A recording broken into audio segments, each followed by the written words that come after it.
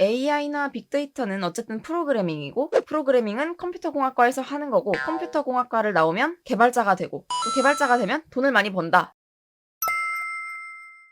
안녕하세요. 여러분의 공부 멘토 김규신입니다. 제가 지난 영상까지는 수시 특강이라는 이름으로 수시를 준비하는 모든 분들이 꼭 알아야 하는 그런 내용들을 정리해서 시리즈 컨텐츠로 올렸었는데요. 이제 어느 정도 정말 중요한 내용들은 다 설명을 드린 것 같아요.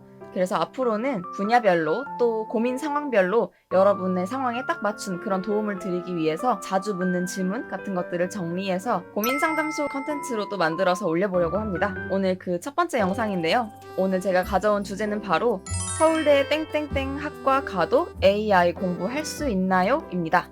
요즘 AI 관련 학과의 인기가 정말 높죠. 컴퓨터공학이나 넓게는 전기정보공학부나 산업공학과처럼 AI나 빅데이터를 다룬다고 알려진 그런 관련 학과들의 인기도 한층 올라간 것 같아요. 글쎄요, 이제는 AI를 생활기록부에 넣지 않으면 이상한 그런 시대이지만 그렇다고는 해도 정확하지 않은 정보를 가지고 AI와 컴퓨터공학의 본질을 오해한 채로 개인 탐구를 해서 생기부를 채우거나 또 막상 면접을 하게 됐을 때 현실과 동떨어진 그런 말을 하게 된다면 결과는 당연히 좋지 않겠죠. 제 경우에도 현재 서울대 조선해양공학과에서 AI 공부를 하고 있고, 그러다 보니 이 대입 현장에서 고등학생들이 그리고 또 학부모님들이 생각하는 AI의 모습과 실제 대학에서 연구의 대상이 되는 그런 교수님들이 바라보는 AI가 정말 많이 다르다는 거를 아주 생생하게 느끼고 있는 편이에요. 대학에서 생각하는 AI란 무엇이고, 또 내가 AI를 생활기록부의 메인 컨셉으로 잡았다면 어떤 식으로 준비해 나가는 게 바람직할지 제가 학생들이 흔히들 하는 대표적인 오해를 바탕으로 오늘 하나씩 말씀드려 볼게요. 그럼 시작합니다.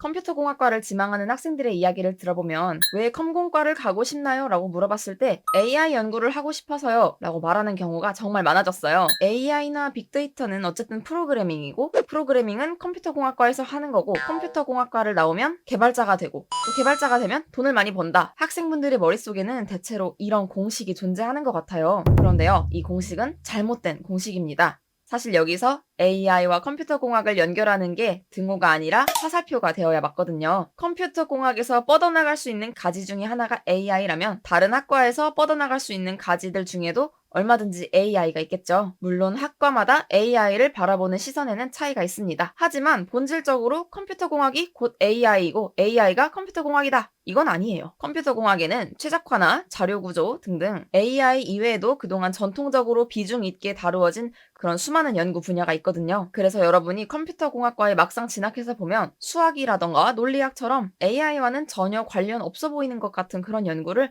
더 오래 할 수도 있습니다. 우리 학생분들이 생기부에서도 그렇고 AI에 관해 갖고 있는 생각을 보면 대부분 AI를 활용해서 세상을 더 좋은 곳으로 만들겠다. 더 공정하고 평등한 그런 세상을 만들겠다. 이런 식으로 AI를 인문학적 가치와 연결지어 생각하는 경우가 굉장히 많은 것 같아요. 만약 이런 생각으로 그동안 여러분이 AI로 생기부를 준비하셨던 거라면 오늘 이 영상을 보고 다시 생각해 보셔야 합니다. 여러분이 생각하는 컴퓨터공학은 뭔가요? 기계공학은 어떻게 하면 기계를 잘 만들고 잘 사용할 수 있을까를 연구하는 그런 학문 분야죠. 그런 것처럼 컴퓨터공학은 컴퓨터를 어떻게 하면 잘 만들고 잘 사용할 수 있을까를 연구하는 학문입니다. 그러다 보니 컴퓨터로 우리 사회의 어떤 필요한 일을 어떻게 할 것인지보다는 컴퓨터로 할 수 있는 일들을 어떻게 하면 더 정확하고 효율적으로 할 수 있을까, 이런 것들을 연구하는 게 컴퓨터공학이라고 할 수 있습니다. 컴퓨터공학에서 말하는 AI는 무엇을 보다 어떻게인 것 같아요.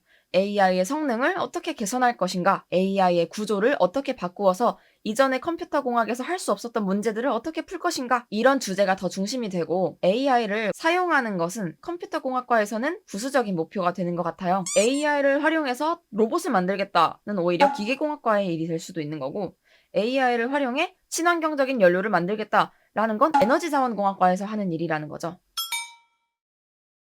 두 번째로 많이 하는 오해가 다른 학과에서는 AI 연구를 하지 않을 것이다 인데요. 이것만큼은 제가 아니라고 확실하게 말씀드릴 수 있습니다. 여기서 제가 딱 정리해드릴게요. 요즘 대학에서 생각하는 AI란 컴퓨터공학과에서 만들어낸 성능 좋은 계산기입니다. 이제는 기술 발전의 속도가 너무나도 빠르기 때문에 지금은 그 어떤 공학 분야도 인간이 손으로 연구를 할 수는 없어요. 당연히 컴퓨터를 활용해야 합니다. 그런 것처럼 AI도 이제는 당연히 활용해야 하는 그런 도구가 된 거예요. AI는 모든 분야에서 실험으로 얻어낸 데이터를 가공하거나 가설을 검증하거나 기술의 결과물을 상용화하는데 너무나도 당연하게 쓰이는 그런 도구가 되고 있어요. 여러분 엑셀 아시죠? 엑셀은 그냥 분야를 가리지 않고 전 세계 모든 사람들이 사용하는 그런 소프트웨어잖아요. 컴퓨터공학과가 아닌 다른 학과가 보는 AI는 마치 이런 엑셀과도 같습니다. 엑셀이라는 편리한 도구가 있으니 이걸 활용해서 우리가 우리의 기술을 어떻게 더 발전시키고 어떻게 인간의 삶을 실질적으로 더 윤택하게 만들 수 있을 것인가, 이런 실질적인 활용 분야를 고민하는 것도 여전히 중요해요. 그리고 이런 고민을 할 때 기본이 되는 건 각 공학 분야마다 원래 연구되고 있던 기존의 물리학과 수학을 기반으로 쌓인 그런 지식들이 될 거예요. 기존에 우리가 항공기의 연비, 그러니까 항공기가 일정 거리를 가는데 얼마나 많은 연료가 필요한지를 계산할 때에는 정말 많은 실험과 컴퓨터 시뮬레이션이 필요했어요. 그런데 이제는 AI의 발전으로 그걸 빠르고 쉽게 할 수 있는 시대가 온 거죠. 하지만 이때에도 AI에게 가르쳐 주어야 할 것들은 여전히 남아있어요. 이를테면 항공기 주변에서 공기역학적으로 어떤 현상이 발생하는지, 항공기 주변의 온도는 어떻고 압력은 어떤지, 이런 물리 법칙에 관한 사실들은 여전히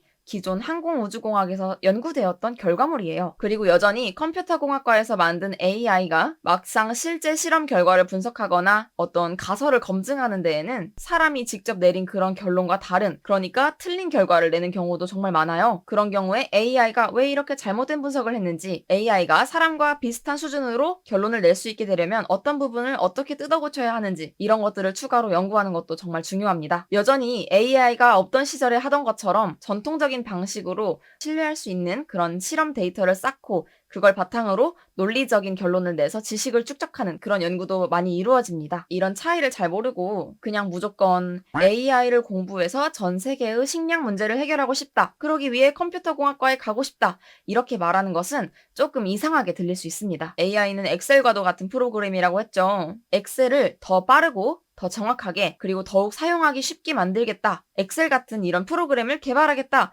라고 하는 게 오히려 컴퓨터공학과에서 바라보는 AI의 본질에 접근한 거예요. 물론 우리가 학교를 다니다 보면 관심사가 바뀌어서 혹은 성적이나 다른 고민 때문에 컴퓨터공학과 대신 다른 분야로 과를 바꿔서 진학하기를 희망하게 될 경우가 있어요. 다른 분야에서도 AI 연구를 하겠다 라는 나의 생각을 어필하고 싶다면 방금 말씀드린 것처럼 그 공학 분야에 이전에 존재하던 연구 주제에 AI를 접목시켜서 더 효율적인 연구를 하겠다라고 하는 것도 자연스러운 맥락으로 읽힐 수 있습니다. 오늘 이렇게 날이 갈수록 핫해지고 있는 AI 분야와 수시에 관해 제가 자주 들었던 질문과 오해에 관해 말씀드려봤는데요. 컴퓨터공학과를 지망하거나 AI 분야에 관심이 있는 친구들 모두 이 영상이 또 도움이 됐으면 좋겠습니다. 지금까지 여러분의 공부 멘토 김규진이었고요. 영상 도움되셨으면 좋아요와 구독, 알람 설정까지 꼭 부탁드립니다. 그러면 전 다음에 더 좋은 영상으로 찾아뵐게요. 시청해주셔서 감사합니다. 다음에 만나요. 안녕.